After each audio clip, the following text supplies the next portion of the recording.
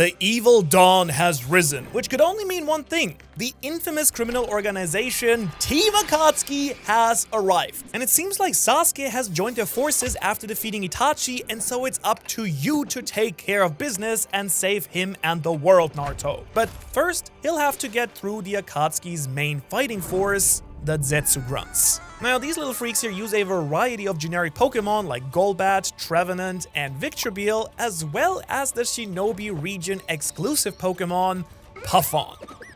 Hell yeah, little buddy. Now, this little red cloud is inspired by the iconic Akatsuki cloak, of course, and is a flying and dark type Pokemon, its name being based on the words puff, a poof of smoke and cloud that kind of generally fits with the ninja vanishing vibe and cloud branding that the Akatsuki have going on. Okay, but it's also based on the word pawn and dawn, a generic foot soldier, and, the rising sun, which I think makes a lot of sense because it's used by these Zetsu Grunts, but what you may not know is that the word Akatsuki itself in Japanese means dawn or daybreak. And don't you worry, because I made sure that Puffon even has an edgy little bang to prove it's a real bad guy. You got a point there, Manu. All edgy teens have evil bangs. Correct. And I also took some design inspiration from other Nintendo series like Kirby's villain Krako, to get the shape and form of this guy really down. And while I gotta say he's kind of cute, the same can't be said about its evolution, Shinimbus. Now this guy is the Blood Cloud Pokemon and takes several design inspirations from the Akatsuki. First up, it's a bigger cloud. That's kind of obvious, but it also has these floating rings around it, and they are based on the incredibly useful and totally not forgotten Akatsuki rings, a special ring that each member usually wears to communicate remotely with their comrades, and it's got one between each hand and the body, and then one very big one that, floats around the main body. Not only that though, but can you see that line that cuts through the eyeball on the side? That line is of course symbolic of the missing nin headband, a sign that a ninja has abandoned their village by scratching a line through their headband. All the Akatsuki seem to wear them, and so it's kind of very fitting that the generic grunt Pokemon has this design element too. And speaking of missing nin, watch out Naruto, I do see a missing nin over here coming to defeat you. He must be coming to take you out because Itachi warned you about the Akatsuki, right? Oh, Naruto. Classic beginner mistake. You locked eyes with him, which now means you have to battle with him with Deidara. He's a master of ground and electric type Pokemon because in the Naruto series, he uses both Earth Release and Lightning Release to create his signature Kekkei Genkai explosion style. Hell yeah. Like any good Akatsuki member, of course, he leads off with his Shinimbus, but it's very quickly defeated. Sorry, Amanda. The clouds look really cool, but just not that strong. Unlike his next Pokemon, Claydol. Now, Claydol is, as the name kind of suggests, the clay doll Pokemon, which fits perfectly in with Deidara's C4 art sculpture vibe. This ground and psychic Pokemon has two goals, the first of which is setting up Stealth Rock, which kind of like mimics Deidara's landmine technique, and then like any good Pokemon should do, it uses the move Explosion, dealing massive damage. Ha! Nice. After Claydol explodes, he then sends out the next Pokemon, Electrode, and this incredibly fast electric type Pokemon also uses Explosion and takes out his enemy. I think I'm starting to catch on to your plan here, Deidara. Yeah. After Electrode destroys its target, he then sends out Magnezone, the Magnet Area Pokemon, and this guy floats around unleashing devastating attacks like... He uses explosions. No, I was gonna say Zap Cannon, and then it uses Explosion. Yeah, that's what I thought. Tell us about the next one, please. Okay, yes, Deidara has an explosion team, okay? I mean, how could he not, right? But he does have one ace Pokemon that shoots explosions instead. His Shinobi and Dradigan, a ground and dragon type Pokemon based on Deidara's C4 Dragon. And I mean, I thought about powerful dragons like Dragonite or silly ones that kind of fit the vibe like maybe Drampa, but then I remembered that Dradigan gets absolutely no love from anyone ever, like what? And decided to fix that ASAP. Shinobi and Dradigan uses strong moves like Outrage, Earthquake, and Thunderfang to destroy its opponent. And if push really comes to shove, it goes out with a bang. This Pokemon is Deidara's true art, and as we know, true art is an explosion. Really? Did you seriously have to do that? You got ash and clay all over my manga. Yeah, sorry. That's my bad. I thought that would go differently. I don't know why the editor did that. All right. Naruto, heal up your Pokemon because we've got to defeat the rest of the Akatsuki and figure out what their plan is, and most importantly, of course, save Sasuke. No, don't save him. I like him edgy and broken. All right.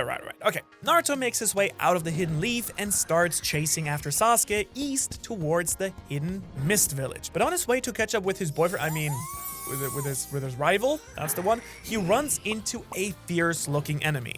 They lock eyes and it's on. The water and dark type demon Kisame Hoshigaki. Now, this half shark, half man, 100% beast is hailed as the tailed beast with no tail, and in the Shinobi region, he backs that title up with his incredibly broken Pokemon team. And Naruto, are you gonna be able to handle this one with your fire starter? Oh, wow, who's that guy in the forest there? Oh, it's Might Guy. What is he doing here? All right, I guess he wanted to crush Kisame a second time. I guess you can, run after Sasuke, Naruto. I'll tell the viewers about Kisame's team in the meantime anyway. Starting with his Shinimbus, which uses... Oh. Okay, Guy already defeated it. Nice.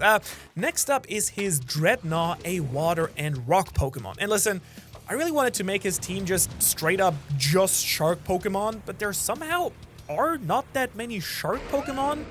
Gotta fix that. Like, please make more shark Pokemon. So instead, I went with any Pokemon that really matches Kisame's vibe instead, such as this guy who's got big razor-like fins and sharp fangs that snap, crackle, and pop their targets. Luckily, Guy's Shinobi and Arcanine made pretty quick work of it, which you can, by the way, find out everything about in the second Gym Leader video if you haven't yet. But next up is Kisame's Dondozo, a massive water beast, and I really like that guy. Apparently, it's a giant catfish and not a huge whale shark. A little bit disappointing, but despite this, it still has a lot in common with Kisame. Its Pokedex entry says that it follows Tatsugiri like it's its boss and follows it loyally, though powerful, Dondozo is apparently not very smart. And considering that Kisame is like the single most loyal Akatsuki member who sticks around way longer than anyone else since he doesn't feel like a person with purpose in his mind, it seems that Dondozo and Kisame really have loyalty in common. Unfortunately though, it does get defeated by Hitmonlee like instantly, and so we're moving on to his Pangoro, which I have to admit,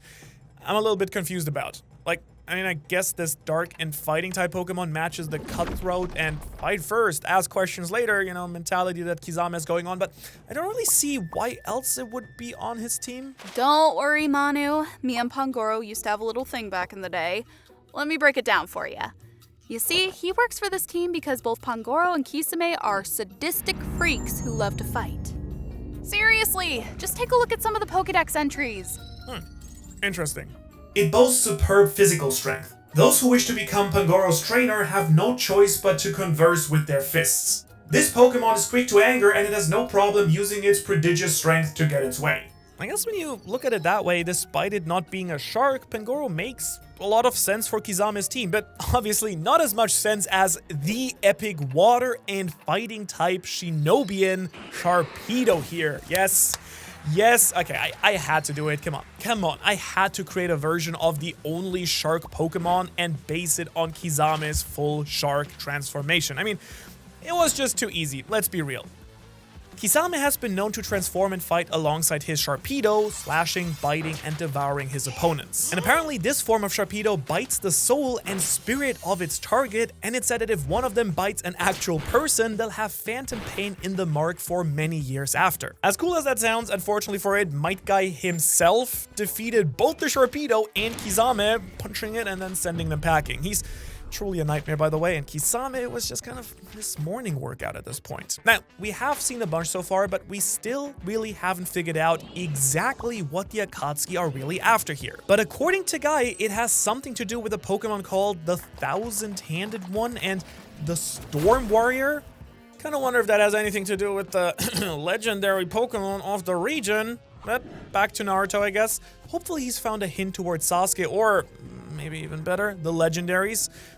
Look, okay, he's instead found another member of the Akatsuki, and seeing how there are all these loose paper bombs everywhere, it can only be one person, Conan the detective, the angel of death. Finally, a woman in this video. It was beginning to feel like a boys' club here. All right, Tell us about her. I'm invested. Alright, well, you see, in the Shinobi region, Konan is a fierce Konoichi who uses psychic and ghost Pokemon to destroy her enemies. Starting with, and you won't believe this, Ponpon, Shinimbus. Yeah, that's the one. Now, moving on to our next Pokemon already, we have Gothorlet. And this pure psychic type is literally just the perfect Pokemon for Konan. I mean, it's got an edgy black dress, which makes sense considering that Konan was one of the founding members of the Akatsuki with the black robes. Also, I just found out that it gazes into the stars to predict the future, and it acts somewhat detached because it has literally seen the end of all existence.